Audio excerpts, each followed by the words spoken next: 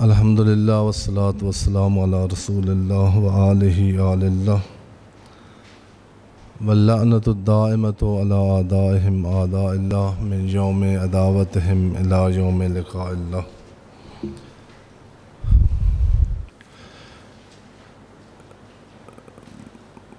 کل ایک دو حدیثیں ذکر کی تھیں جن میں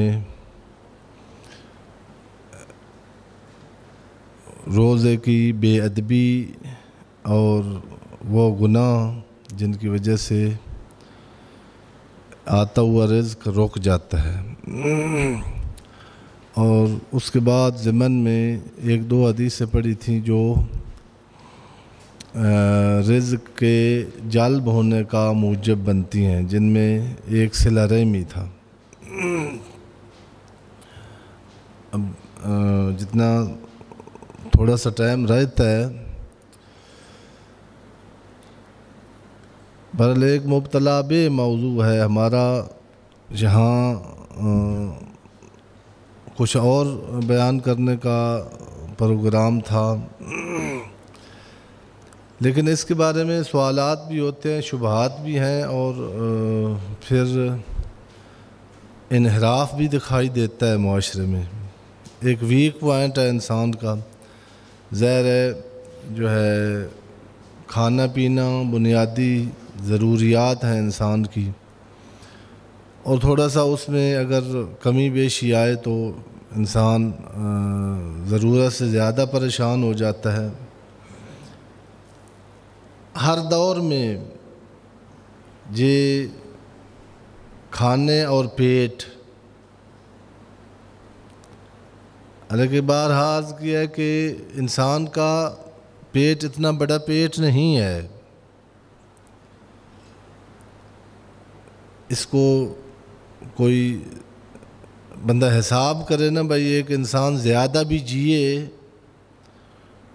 تو اس کے پیٹ میں کیا کچھ جا سکتا ہے، پھر کم از کم آدمی پیٹ کی خاطر جو تاریخ میں انسان نے نقصان کیے ہیں وہ ایک لمحے میں سمجھ آ جائے کہ پیٹ کی خاطر عمر ابن سعد نے خود بتایا کہ میں نے یہ کام کیا ہے، پیٹ کی خاطر۔ علامہ اقبال کا ملک جو ہے، اس میں ملاک کیا ہے، سیاسی گفتگو سے ہٹ کر مسلمانوں کا حکومت کا فرائض میں سے ہے چیزیں، مطلب جو ان عوام کی چیزیں ہیں وہ عوام کو ملنی چاہیے، لیکن مسلمان کا ملاک کون حق پر ہے اور کون باطل پر ہے، جو روٹی دے دے، جو پیاز سستے کر دے وہ حق ہے، اور جس میں 2 روپے مہنگے ہو جائیں وہ باطل ہے۔ اگر یہی معیار ہم قائم کر لیں تو پھر تو پیغمبر اسلام صلی اللہ علیہ وآلہ وسلم کی حکومت قائم ہو ہی نہیں سکتی تھی، چونکہ پیغمبر کے مقابلے میں جو تھے وہاں روٹی بہت سستی تھی، دیتے تھے۔ ادھر جناب امیر کے مقابلے میں آپ نے بھی سنا ہوا ہے، فراوان ہے کہ ان کا دسترخوان بہت وسیع تھا، جو ادھر جاتا تھا ان کا ہو جاتا تھا۔ ملاک جو ہے نا انسان کا روٹی نہیں ہے، انسان جو ہے جس کی خاطر کسی کا دوست بنے اور جس کی خاطر کسی سے نفرت ہو، وہ انسانی ملاک ہونی چاہیے۔ یہ رزق وہ چیز ہے جس کا اللہ نے کہا کہ تو اپنی انسانیت کو دیکھ، انسان بن، جو انسانیت کا دشمن ہے اس سے دشمنی رکھ، جو دوست انسانیت ہے، یا دوسرے الفاظ میں حق کا دوست بن، باطل کا دشمن بن۔ یہ آپ کا کام ہے، یہ تیرا انتخاب ہے، میں نے تجھے ارادہ اور اختیار دیا ہے۔ رزق تیرا کام نہیں ہے اور نہ ہی کسی حاکم کا کام ہے۔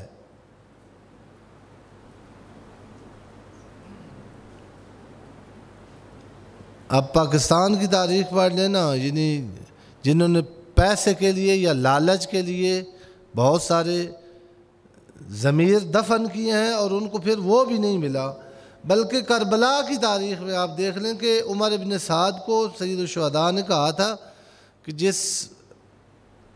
جائیداد کے لیے تو یہ اتنا بڑا جرم مرتکب ہونے والا ہے، یہ تجھے نہیں ملنا، اور نہیں ملا۔ جس لالچ کے لیے امام حسن مجتبی صلوات اللہ علیہ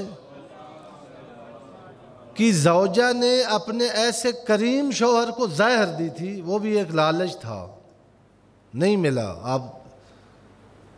اور پھر جب نہ ملے تو پھر ہوتا کیا، یہ بھی تاریخ بڑی دلچسپ ہے۔ عمر ابن سعد کا دیکھیں انجام، اس کی موت کیسے ہوئی ہے، کیا حالات تھیں۔ کائنات کا کوئی شکنجہ اتنا سخت نہیں ہے جتنا ضمیر کا شکنجہ سخت ہے۔ یہ اندر پڑا رہتا تھا، جس طرح کتا زخمی ہوتا ہے نا، اس کو مکھیاں تنگ کرتی ہیں، باہر نہیں نکلتا، یہ دن کے وقت باہر نہیں نکلتا تھا۔ اور وہ جو دوسری عورت کا جس کا میں نے اشارہ کیا ہے، امام مجتبی کی ولادت باسعادت ہے اسی رمضان میں، جو قاتل ہے امام کی، اس کے بارے میں تاریخ میں ملتا ہے کہ یہ پاگل ہو گئی تھی مرنے سے پہلے، اس لیے کہ جب گئی جن سے لالچ ملا ہوا تھا نا کہ تم امام کو قتل کر اور ہم آپ کا اس بڑی جگہ پر شادی ہوگی، اور وہ جو پلید ترین انسان تھا اس پاک ترین گھر سے پیسے کی خاطر اس دروازے پر گئی، اور تاریخ نے لکھا ہے کہ وہ مسکرایا، اس نے کہا کہ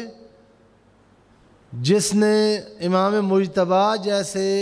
عظیم اور کریم شخص سے وفا نہیں کی، میں اپنے بیٹے کی شادی تیرے ساتھ کروں، یہی جملہ کافی ہو گیا تھا۔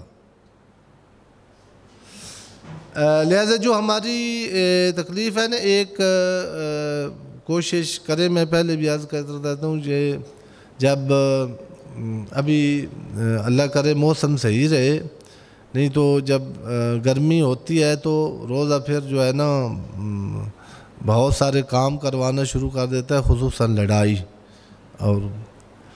تو صحیفہ سجادی ایسے جو ہے نا ایمرجنسی حالات ان میں اپنے پاس رکھا کریں۔ صحیفہ سجادی بہت گراں قیمت کتاب ہے۔ ایک دفعہ ایک طالب علم کی گزارش مان لیں، فون پر بھی مل جاتا ہے لیکن لے لیں، ایک صحیفہ کی کتاب لے لیں۔ اس میں نے پہلے بھی شاید کئی دفعہ اشارہ کیا، ایک دعا ہے جس کا عنوان یہی ہے کہ یہ امام اس وقت دعا پڑھتے تھے جب رزق کی کمی ہوتی تھی۔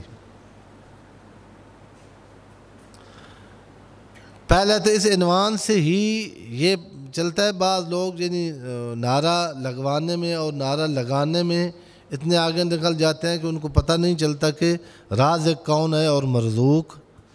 کون ہے۔ ائمہ طاہرین وسیلہ ہیں دعا کا بہت بڑا، لیکن ائمہ طاہرین رازق نہیں ہے۔ قرآن کی نگاہ میں یہ دعا بتا رہی ہے کہ خود ہمارے ائمہ طاہرین وہ اللہ کی بارگاہ میں عبادت کر کے اس رزاق سے رزق مانگتے تھے، ان کو ضرورت نہیں تھی، ان کو اللہ نے اس مقام پر رکھا ہوا تھا کہ یہ اگر ٹھوکر مارتے تو ہوا ہے ایسے، لیکن ہمیں بتانے کے لیے کہ ہم پرستش کے لیے نہیں آئے، ہم عبادت کا ڈھنگ سکھانے کے لیے۔ وہ دعا جو ہے نا ایک دفعہ بہت چھوٹی سی دعا ہے اور اس لحاظ سے مجرب بھی ہے۔ میں نے شاید پہلے لطیفتاً عرض کیا تھا کہ طالب علمی کے زمانے میں کئی دفعہ جب تھوڑی پیسوں کی کمی ہو جاتی تھی تو پھر وہ دعا پڑھی ہے اور اللہ کوئی نہ کوئی سبب بنا دیتا تھا۔ اس حوالے سے بھی ہے، تو اس کو جا کے پڑھے۔ اس کا خلاصہ یہ بنتا ہے، اب ٹائم بالکل ختم ہے، کل کوشش کریں گے اس کی، کل شاید مجلس ہوگی اس ٹائم انشاءاللہ اس سے آگے۔ ہاں جی، اس کا خلاصہ یہ ہے کہ امام نے فرمایا ہے کہ انسان جو رزق کی وجہ سے پریشان ہوتا ہے اور بعض اوقات اس کو تھوڑا سا جھنجھوڑا آ بھی جاتا ہے، اس کی وجہ اس کی ایک اپنے خدا پر بے یقینی اور سوء ظن ہے۔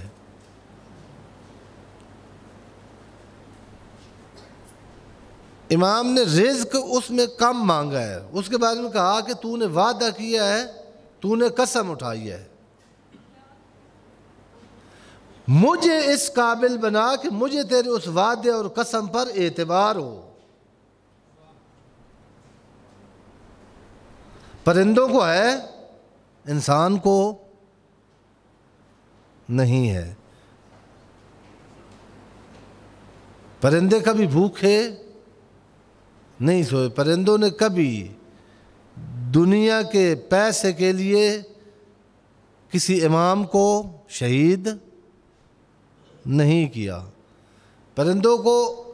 اور روایات میں اس طرف بھی اشارہ ہے کہ ان سے درس سیکھو، جن کا نہ کوئی بزنس ہے نہ کوئی جاب ہے، ابھی بیٹھے ہیں اپنے بچوں میں، ان سے اگر پوچھیں کہ کل کدھر سے آنا ہے، کوئی ان کی جگہ معین نہیں ہے،